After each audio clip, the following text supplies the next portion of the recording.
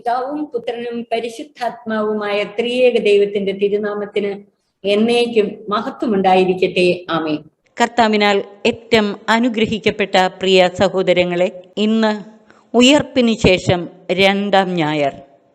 ഈ ദിവസം നമ്മുടെ വിചിന്തനത്തിനും ധ്യാനത്തിനുമായി നൽകപ്പെട്ടിട്ടുള്ള സുവിശേഷ ഭാഗം വിശുദ്ധ യോഹന്നാൻ ശ്ലീഹ എഴുതിയ സുവിശേഷം 21-ാം അധ്യായം 1 മുതൽ 14 വരെയുള്ള വാക്യങ്ങൾ. യേശു തിബേരിയോസ് കടൽ തീരത്ത് വെച്ച് ശിഷ്യന്മാർക്ക് പ്രത്യക്ഷപ്പെടുന്ന സംഭവം.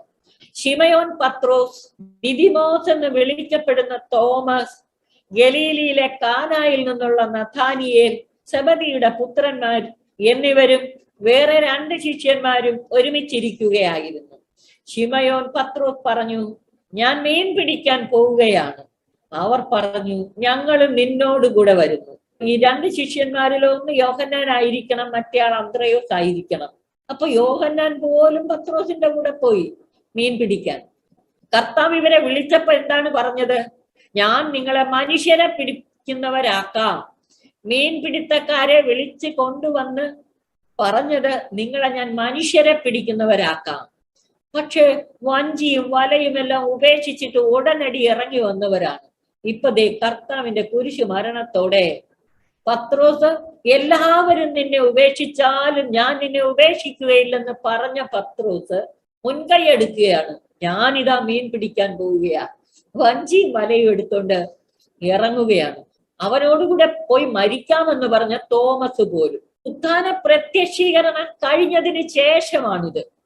കുറച്ചു ദിവസം കഴിഞ്ഞപ്പോ അവരൊക്കെ കർത്താവ് ഇനി തങ്ങളുടെ കൂടെ ഇല്ല എന്നുള്ള അനുഭവത്തിലേക്കോ, കർത്താവ് കൂടെ നടന്നപ്പോഴുണ്ടായിരുന്ന ആനന്ദമൊന്നും കിട്ടുന്നില്ല, മാത്രമല്ല കർത്താവിനെ കുരിശിലേറ്റി ഇനി ഇവർക്ക് ധൈര്യപൂർവ്വം പുറത്തിറങ്ങി നടക്കാൻ പോലും പറ്റാത്ത അവസ്ഥയൊക്കെ വന്നു കാണും.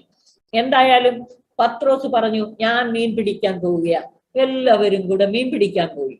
രാത്രി മുഴുവൻ വല ഇറക്കിയിട്ട് ഒരു മീൻ പോലും കിട്ടിയില്ല. 4-ാം വാക്യം.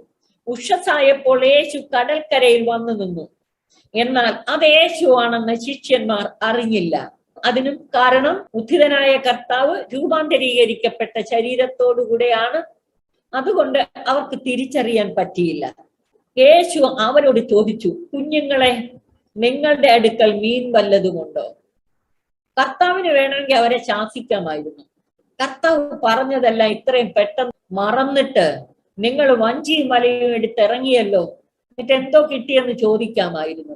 യാതൊരു ശാസനയുടെ ഭാവവും ഇല്ലാതെ കർത്താവ് പറയുന്ന നോക്കിയ, കുഞ്ഞുങ്ങളെ എന്ന് വിളിച്ചുകൊണ്ടാണ് ചോദിക്കുന്നത്. നിങ്ങളുടെ പക്കൽ മീൻ വല്ലതുമുണ്ടോ? ഇല്ല എന്ന് അവർ ഉത്തരം പറഞ്ഞു. അവൻ പറഞ്ഞു, വള്ളത്തിന്റെ വലതുവശത്ത് വലയിടുക, അപ്പോൾ നിങ്ങൾക്ക് കിട്ടും. അവർ വലയിട്ടു. അപ്പോൾ വലയിൽ അകപ്പെട്ട മത്സ്യത്തിന്റെ ആധിക്യം നിമിത്തം അത് വലിച്ചു കയറ്റാൻ അവർക്ക് കഴിഞ്ഞില്ല. കർത്താവിനെ കൂടാതെ അവർ മീൻ പിടിക്കാൻ പോയി ഒന്നും കിട്ടിയില്ല. എന്നാൽ കർത്താവ് പറഞ്ഞതനുസരിച്ച് വല ഇറക്കിയപ്പോൾ വല നിറഞ്ഞ് അത് വലിച്ച് കരയ്ക്ക് കയറ്റാൻ പറ്റാത്ത വിധം മീൻ നിറഞ്ഞിരുന്നു. അപ്പോഴേക്കും യേശു സ്നേഹിച്ചിരുന്ന ശിഷ്യൻ പത്രോസിനോട് പറഞ്ഞു, അത് കർത്താവാണ്.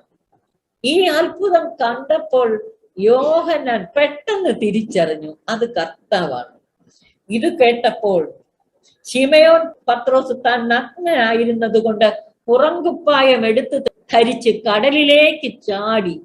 എന്നാൽ മറ്റ് ശിഷ്യന്മാർ മീൻ നിറഞ്ഞ വലയും വലിച്ചുകൊണ്ട് വന്നു.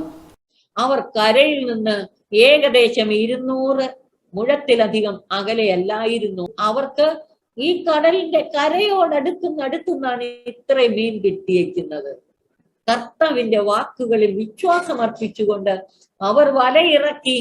അവർക്ക് ലഭിച്ച മത്സ്യത്തിന്റെ ആധിക്യം കൊണ്ട് ഇവർ അത്ഭുതപ്പെട്ടു. 9-ാം വാക്യത്തിൽ പറയുന്നു, കരക്കിറങ്ങിയപ്പോൾ തീ കൂട്ടിയിരിക്കുന്നത്, അതിൽ മീൻ വെച്ചിരിക്കുന്നതും അപ്പവും അവർ കണ്ടു.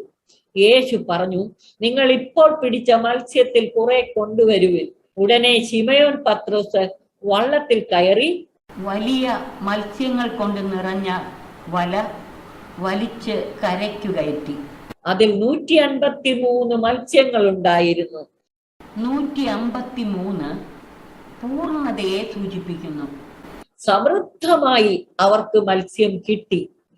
സഭയിലൂടെയുള്ള പ്രേക്ഷിത വിജയത്തെ അഥവാ വിശ്വാസികളെ സഭാ കൂട്ടായ്മയിലേക്ക് ഒന്നിപ്പിക്കുന്നതിനെ സൂചിപ്പിക്കുകയാണ്. പ്രാതലൊരുക്കി കാത്തിരിക്കുന്ന കർത്താവിന്റെ അനന്ത സ്നേഹത്തെ കുറിച്ചൊന്ന് ചിന്തിച്ചു നോക്കിയേ.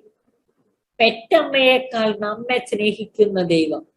സാധാരണ മക്കൾ മീൻ പിടിച്ചിട്ട് തിരിച്ചു വരുമ്പോ അമ്മ തീർച്ചയായും പ്രാതലൊരുക്കി കാത്തിരിക്കും, അല്ലെ? ഇതുപോലെ പ്രാതലൊരുക്കി കാത്തിരിക്കുന്ന കർത്താവിനെയാണ് ഇവിടെ കാണുന്നത്. ഇത്രത്തോളം സ്നേഹം.